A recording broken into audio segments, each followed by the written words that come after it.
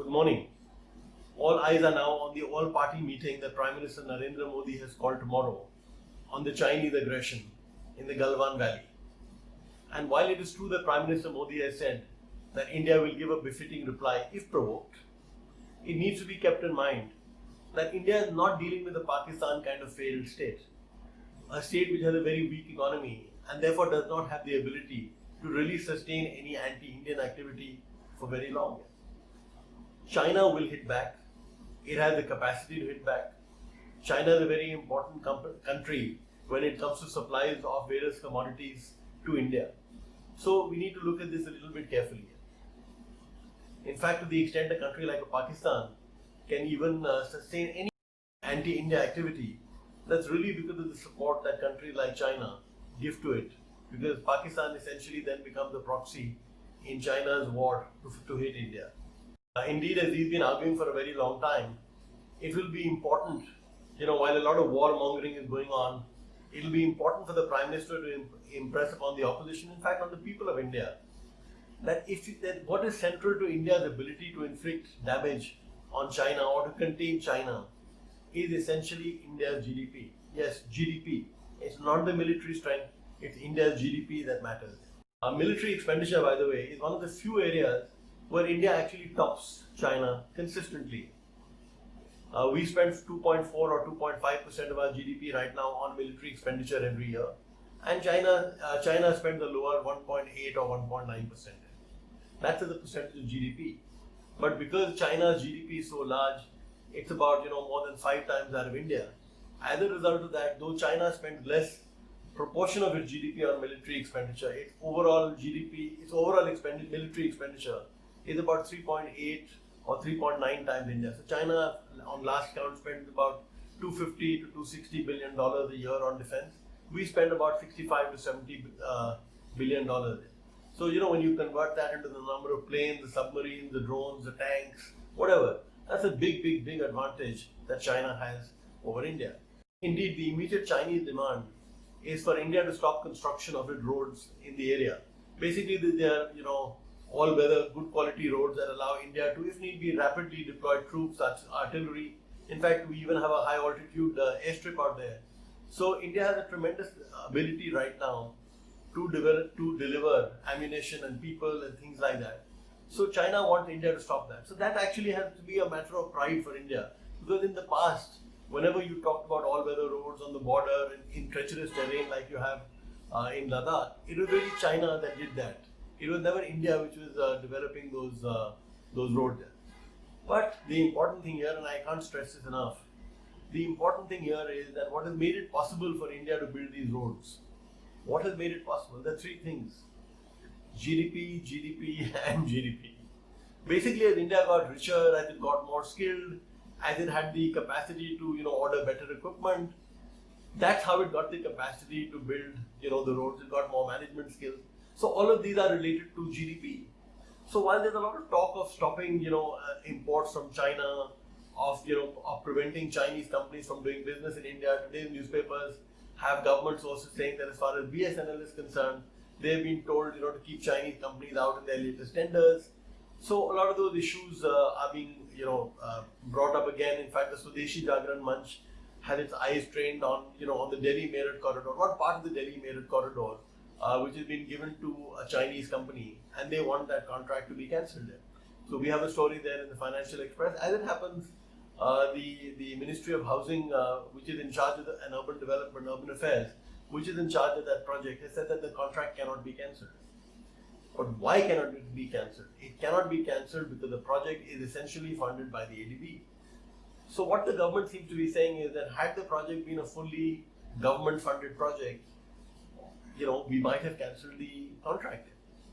Now, given the fact that China itself doesn't play by the rules, so we saw in the Galwan Valley, for example, that while a de-escalation had been ordered and the Indian side kept to it, the Chinese actually increased their forces during that period.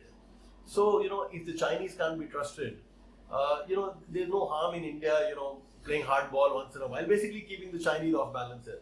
So telling BSNL that you cannot, allow a Chinese contractor to come in, at the same time allowing Huawei to do the 5G trials. some of these things, just keeping your enemy off balance is not a bad thing. So even if a contractor two of a Chinese company is cancelled, it may not be the end of the earth. It may not be the end of the world.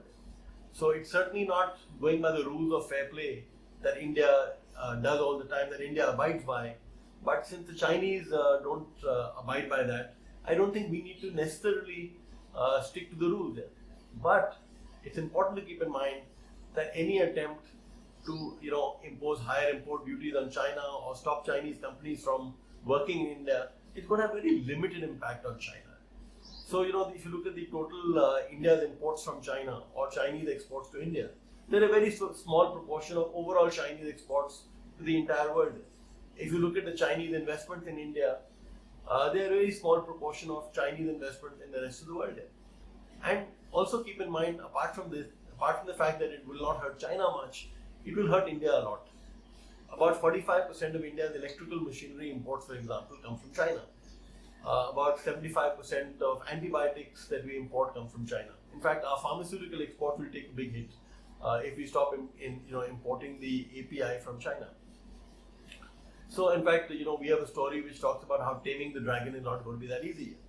But even if for example we do put those import duties, India will be hard pressed to find suppliers who can supply stuff to you at that kind of price point. So if India is not going to get that kind of price point, essentially we are talking about inflation levels or costs going up for Indian users. If you are willing to pay the price, then that's fine. But we need to know that there is a price. This is not a costless exercise.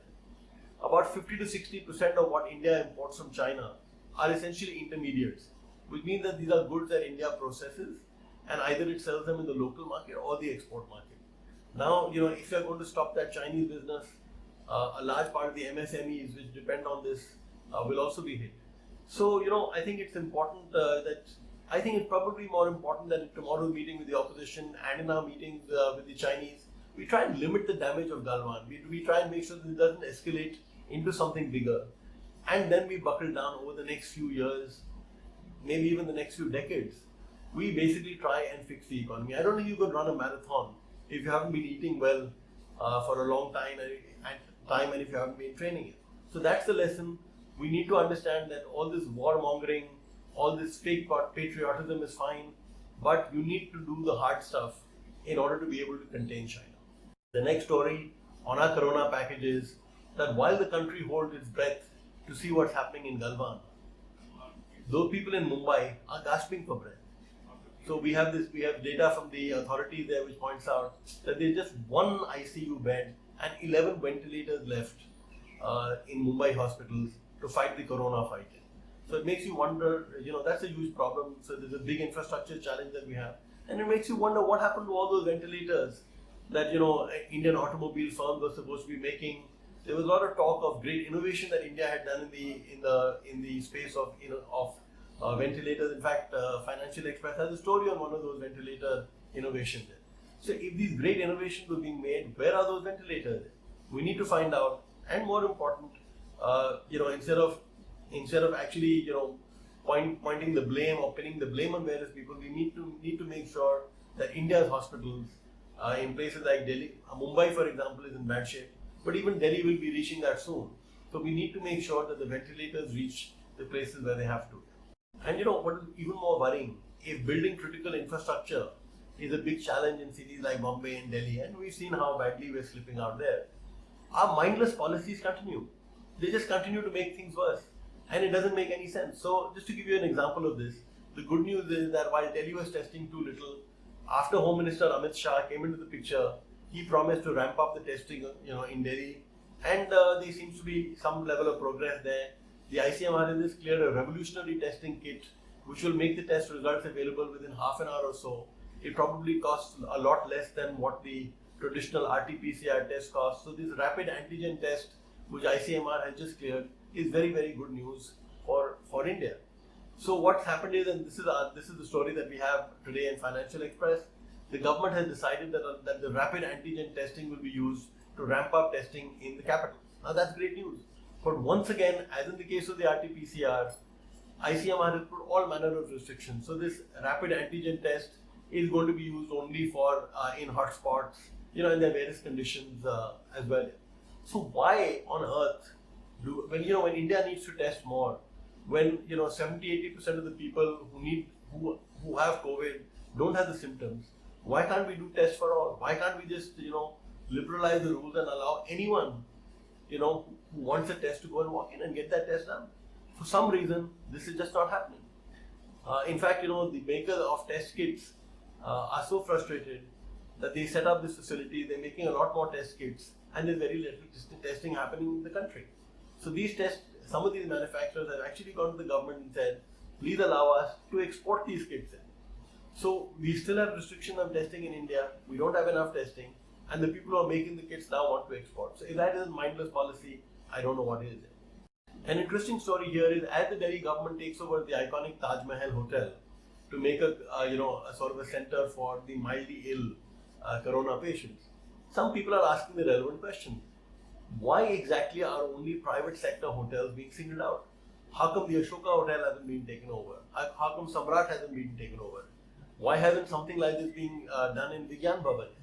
Indeed, you get the feeling that there's some kind of perverse pleasure sometimes that the government is getting by taking over private facilities. There's this odd morality which seems to say that the private sector must do its bit, and the argument is that if you don't give up your hotel space, or even the hospital space in the case of private hospitals, if you don't give this up, you're not patriotic, and you have to do your patriotic duty.